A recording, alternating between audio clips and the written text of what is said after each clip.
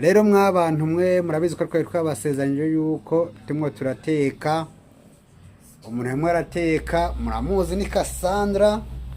ana yatetse niyo mukwikwi wacu uno munsi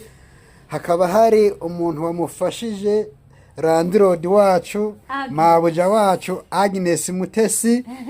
mugahita mubona hariya umuntu yitwa Nyamabuni Zamuzamu Nyamabuni umuzamu vuba umuntu akora iki arya ruswa kuri portaye akajya ruswa ahaye abantu baza kwica nyirabuja none se namwe mu ndebere naho tugiye kurya ikintu cyitwa ibiporezo yego fundi ahantu hari mwiki aha ngaha harimo ipirawu turebe neza ibyo utabesha abanyarwanda uya nago nababesha ako uyu muntu azi kwarura se cyangwa harimo ipirawu ikintu mugiye kurya ni iki tugiye kurya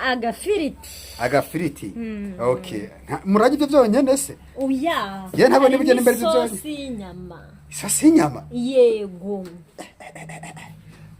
uyu muntu niyo mukwiko yabitatse Cassandra yego wacha kasanga in box none se uwagushaka yagusanga he yansanga in box agufite no mu gikari by the way mbachaka kujya kurana no mu gikari uko bimeze ariko niba hari mu gikari ufite mu gikari pe yego ndahagira iwanje mu gikari n'ubundi wanshaka yego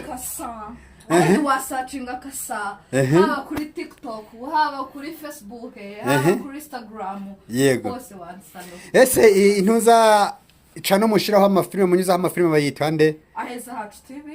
iyi filme mwatangiye gusora yitwa nde Intimba y'urukundo Intimba y'urukundo aha nese Intimba y'urukundo nk'uyu munyezamu ubwo se gahunda ze zimeze gute ngo Merci Kagame ntago mukunda kumubona biba bimeze gute